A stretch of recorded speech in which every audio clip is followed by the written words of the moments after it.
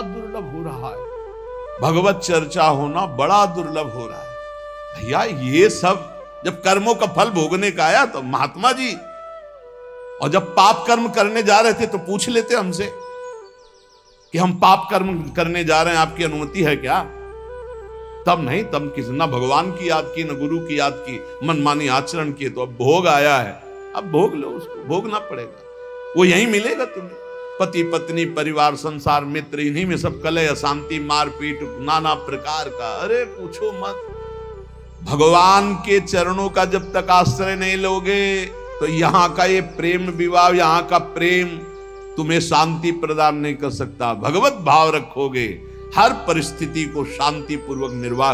ये जीवन काटना भी एक कला है। मनुष्य जीवन कोई पशु जीवन नहीं है। अगर अध्यात्म नहीं तो आप इसको जी नहीं सकते, आप इस जीवन को नहीं जी सकते। अशांत रहोगे, क्लेशित रहोगे, परेशान रहोगे।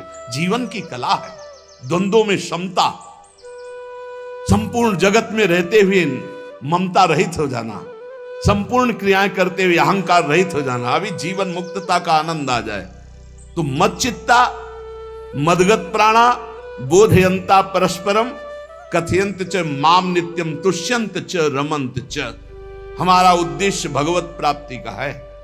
जो भगवत संबंध से भगवत प्राप्ति करना चाहता है उसके लिए दरबार खुला है, फ्री है, कोई फीस नहीं है, कोई शर्त नहीं है। तुम कौन हो, कहां के हो, कोई मतलब नहीं। आपका केवल संबंध भगवान के संबंध से वार्ता होगी तो यहां हो सकती है। इसलिए सावधानी होकर हमारे समय को निरर्थक ना किया जाए। बहुत कीमती समय, जब प्रश्न होता है तो फिर उस पर चर्चा करनी ही होती है। हमें सिर्फ भगवान का आदेश है, कथयंतश्च माम नित्यम तुष्यन्ति च रमन्ति च। उसी में संतोष करना, उसी में रमण करना है। हमारा भरण पोषण श्री प्रिया जी से होता है, किसी व्यक्ति से नहीं होता है। हमारे यहां श्री श्यामा श्याम विराजमान है, उनका पूरा जगत है। तुम्हारी बुद्धि में मेड़ है, भेदभाव है, उनके लिए भेदभाव नहीं। सब मम प्रिय सब मम उपजाए, तो हम अपने स्वामी के अनुसार चलेंगे। सब मेरे प्राणनाथ श्यामा श्याम के जन है। कोई भी हो, इतना ना छोटा ना इतना बड़ा, ना इतना प्रिय ना इतना अप्रिय, सब बराबर है। एक तरफ चाहे गुणात्मा गुण से युक्त महात्मा और एक चाहे दुरात्मा दुर्गुणों से युक्त, दोनों को ऐसे दुलार करके श्री जी की तरफ बढ़ाने वाला मार्ग ये मार्ग यहाँ का है। कथयंत च माम नित्यम तुष्यंत च रमन्त च तेषाम सतत युक्तानाम भजताम प्रीति पूर्वकम। जो सतत प्रेम पूर्वक मेरा भजन करता है, भगवान करे ददामि बुद्धि योगम तम, उसकी बुद्धि का योग मैं करा देता हूं। ये खास बात हुई, लगाने की चेष्टा हमने की मन बुद्धि को, और भगवान आकर मन बुद्धि में विराजमान हो गए। तेषामेवानुकंपार्थ महमज्ञानजं तमहा नाशयात्म्यात्म भावस्थो ज्ञान दीपेन भास्वता। भगवान कृपा करके उसके हृदय में ज्ञान प्रकाशित कर दिया। जब कोई सतत भजन करता है, प्राण प्रभु को समर्पित कर देता है, चित्त प्रभु में लगाए हुए प्रभु की चर्चा, भगवान उसके अंदर ज्ञान प्रकाशित कर देते, तो वो अनात्म भाव जो देह भाव था उसका नाश हुआ और वो भगवत भाव में स्थित हो जाता है। भगवान कह रहे हैं मत चित्तः सर्वदुर्गाणि मत प्रसादात् तरिष्यसि। जब कोई मेरे में चित्त लगाता है तो मेरी कृपा से सारे दुर्गुणों का नाश हो जाता है। महात्मा तो भगवान बनाते हैं। करो सत्य ते साधु समाना, मैं उसे साधु बनाऊं। हमारा कर्तव्य, हमारा चित्त प्रभु में लग जाए। मेरा चिंतन करो, भगवान का आदेश है। बस खास बात है चिंतन। हमारी प्रारंभ से विशेष श्रद्धा इसी बात में रही गुरु शब्द पे कि रात दिन कोई भी चेतना युक्त क्षण ऐसा ना जाए जिसमें भगवत विमुखता हो। बस इसी बात की साधना जीवन भर रही। प्रारंभ में गुरुदेव ने कह दिया जब तक चेतना है तुम्हारे में तो तुम्हारा जागृत अवस्था का चेतना युक्त एक भी क्षण व्यर्थ नहीं जाना चाहे। तो गुरु कृपा से यही प्रयास रहा है कि हमारा एक भी मिनट भगवान से विमुख न जाए। पूर्व में ऐसी स्वभाव वृत्ति बनाई थी कि लोगों को ये शंका होती थी कि ये बोल पाते हैं कि नहीं बोल पाते हैं, अर्थात इनके वाणी है कि नहीं है? मूक, मौन, जटाओं का बोझा, एक वस्त्र, बस शांत। बुलाया गया, घंटा बजा तो पहुंच गए, प्रसाद लिए, उसमें एकांत, हर समय मंत्रा। कथा में बैठे हैं, अनुकूल वचन आया तो सुन लिया, नहीं पूरा का पूरा सत्संग ऐसे ही चला गया। हमारा मंत्र चल रहा है, एक क्षण भी मंत्र से बिलग नहीं।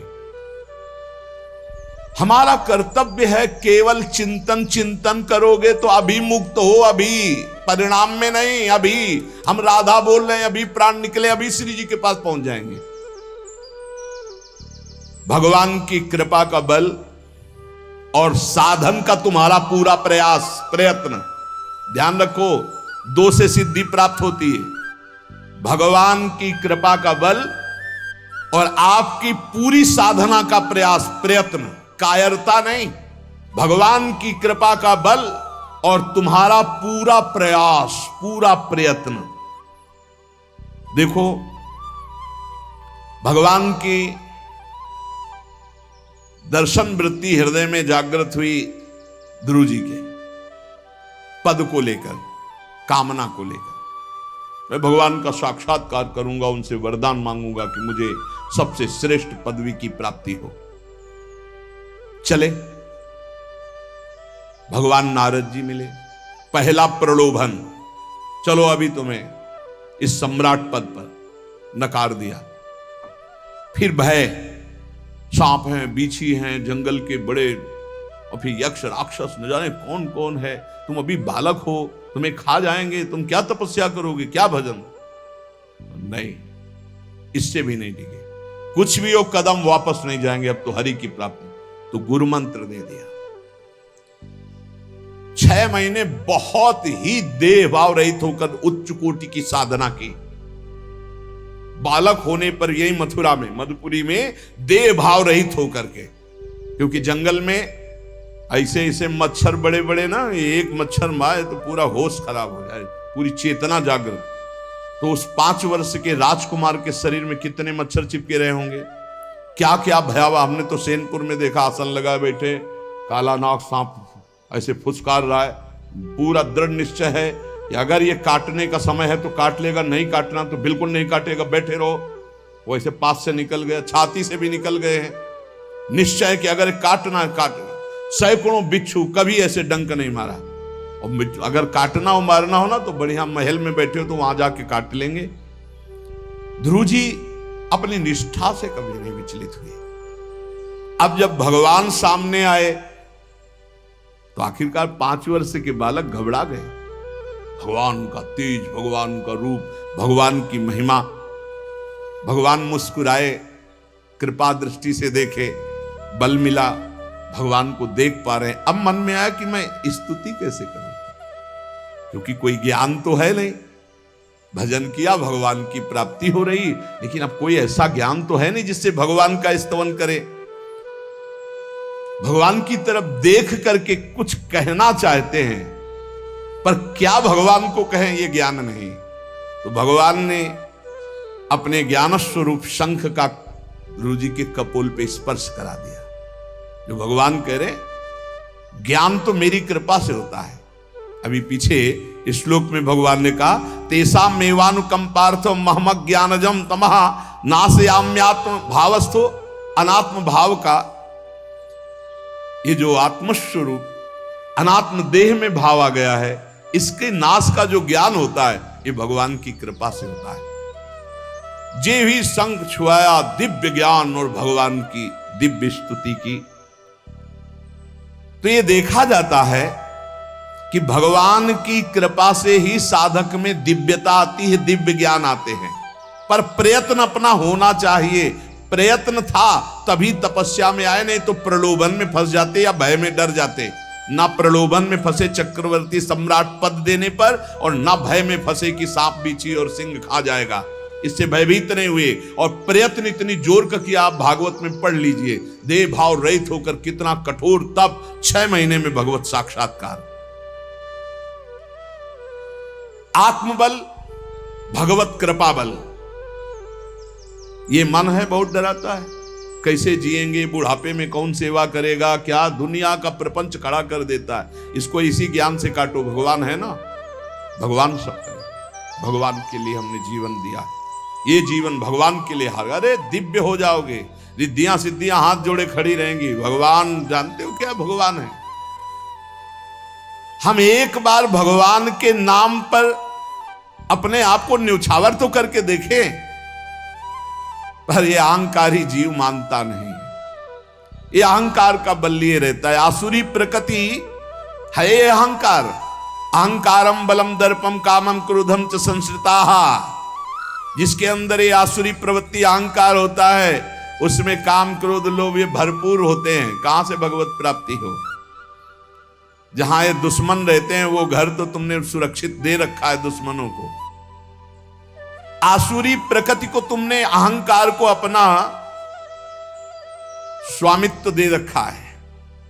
मैं वो अहंकार जिसके साथ प्रकृति लगती है।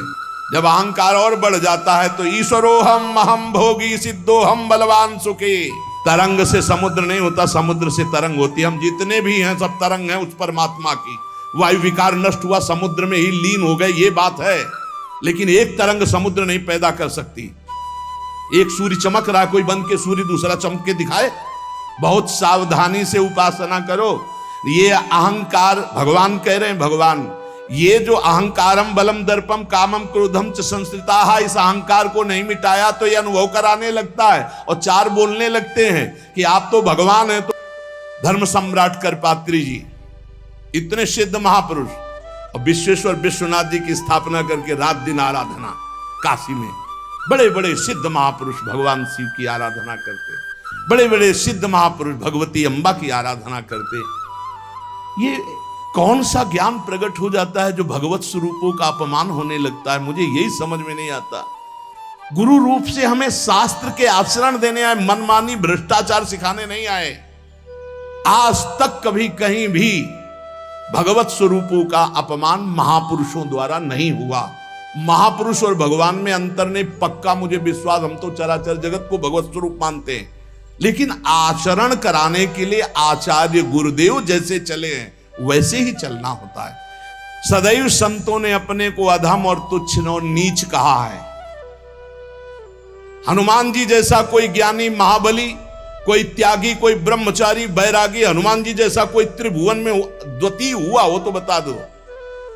अतुलित बलधामम हेम शैलाभदेहम दनुजवन कृशानु ज्ञानिनाम अग्रगण्यम।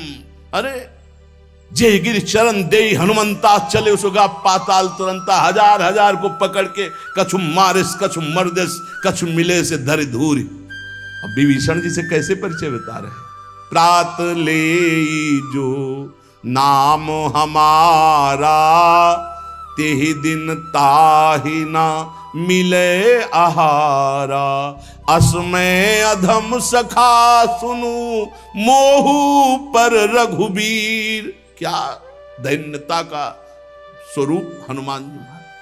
भगवान से जब हनुमान जी मिल रहे तब उनसे, प्रभु आप पूछ रहे हो कि तू नाथ एक मैं मंद मोह बस, ज्ञानी नाम अग्रगण्यम, एक मैं मंद मोह बस, कुटिल हृदय अज्ञान, पुनि प्रभु मोहि विसारेऊ, दीन बंधु भगवान। जय प्रणतारित भंजन, चरणों में लौट गए हनुमान जी महाराज। सबरी जी भगवान सामने बैठकर स्तुति करते हैं। जो नवधा भक्ति है वो उपदेश नहीं है, सबरी जी की स्तुति है। ये सब भक्ति सबरी जी में विराजमान, क्योंकि उसी समय सबरी जी भगवत धाम जाती है तो उपदेश तो उसको दिया जाता है जो आचरण में उतारे। सबरी जी तो सिद्ध महापुरुष अभी भगवत धाम जा रही भगवान के सामने ही। वो क्या कहती? अधम ते अधम अधम अति नारी, तीन मह में मति मंद अघार। हरिवंश महाप्रभु, क्वाहम तुच्छ परम अधम प्राण्यो गर्ह कर्मा, यत् नाम स्फुरति महिमा हेश वृंदावनस्य। इन सब बड़े बड़े आचार्य महापुरुषों ने भगवान की दास्ता स्वीकार करके, जीवन अर्पित करके, आचरण करके दिखाए। जहां ये आसुरी अहंकार होता है तो ईश्वरोहम अहम भोगी सिद्धोहम बलवान सु, ये सिद्धावस्था नहीं है, ये तमोगुणी आसुरी अहंकार का परिणाम है। जो ये दिखाई देता है भगवत स्वरूपों का अपमान करके, ऐसे नहीं। यद्यपि अभेद है वो महापुरुष शिव और वो अभेद है, पर आचरण जब करेगा तो स्वामी और सेवक का करेगा। काशी नगरी सिद्धों की नगरी है, ज्ञानियों की। गए देखा है, बड़े बड़े सिद्ध परमहंस जाते हैं शंकर जी के दर्शन करने, विश्वनाथ जी के। तो जिनकी कमंडल भी नहीं, दिगंबर है ना, तो वो भी ऐसे हाथ उठा के नमः पार्वती पते, और बस ऐसे सर झुकाए खड़े रहते हैं। जल भी नहीं है, पत्र भी नहीं है, ऐसे वो हम सब खड़े खड़े घंटों खड़े रहते। तो वहां के शिव पार्षदों से ऐसा करुणा में प्रेम हो गया था कि वो हमें नहीं हटाते थे, तो एक कोने में घंटों खड़े रहते थे और दर्शन करते रहते थे भगवान विश्वनाथ जी। तो जैसे ऐसे अवधूत आते, न कोई जल का कमंडल है, न कोई पत्र है, न पुष्प, नजदीक गए और नमः पार्वती पते हार हार महादेव, बस सर झुकाए, ये है। और स्वयं शिव स्वरूप है, इतना अंतर नहीं ब्रह्मबोध में। भक्तों में भी कभी कभी आम प्रकट होता है, वो वाणी से आपको दिखाई देगा, लेकिन वो आसुरी अहंकार नहीं होता। ध्यान रखना, ये उनका भागवतिक बल होता है, ये आसुरी अहंकार नहीं होता। जैसे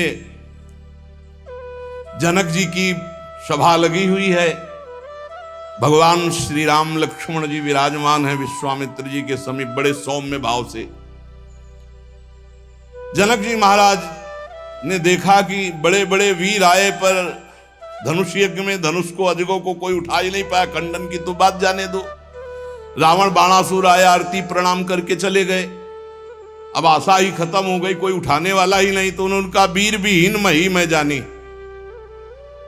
अब मैं आज जान गया कि पृथ्वी वीरों से रहित हो गई। अगर मैं ऐसा जानता कि इस भूमंडल में कोई वीर ही नहीं अजगों का खंडन करने वाला, तो मैं ऐसा प्रण नहीं लेता, मेरी जान की कुंवारी रह जाएगी। ऐसे विकल होके वीर विहीन मही मैं जानी। जनक जी ने इतनी बात जे ही कही तो लक्ष्मण जी कूद पड़े सिंह शावक की तरह उछलकर, और कहा कि जहां रघुकुल भूषण भगवान श्री राम विराजमान हो जनक, ये बड़ी तुमने निराशापूर्ण बात कैसे कह दी। तुमने ऐसी बात कह दी जहां रघुकुल भूषण भगवान श्री राम विराजमान है। ताल ठोकी और कहा अगर इनका इशारा हो जाए, समझो, जो तुम्हारी अनुशासन पाओ, कंदुकियू ब्रह्मांड उठाओ, काचे घट जिमी डारों फोरी, सकऊं मेरु मूलक जिमी तोरी, कमल नाल जिमी चाप चढ़ाऊं, जो जन सत प्रमाण ले धाऊं। हे जनक, जहां रघुनाथ जी विराजमान होते वहां ऐसी बात नहीं कहते। तुमने ऐसी बात कैसे कह दी। अगर मेरे स्वामी का आदेश हो जाए अभी तो पूरे ब्रह्मांड को कच्चे घड़े की तरह तोड़ दूं। ये अजगौ पुराना 100 योजन एक बार में दौड़ते हुए जाऊं और इसको ऐसे कमल लाल की तरह तोड़ दूं, मेरे स्वामी का आदेश हो।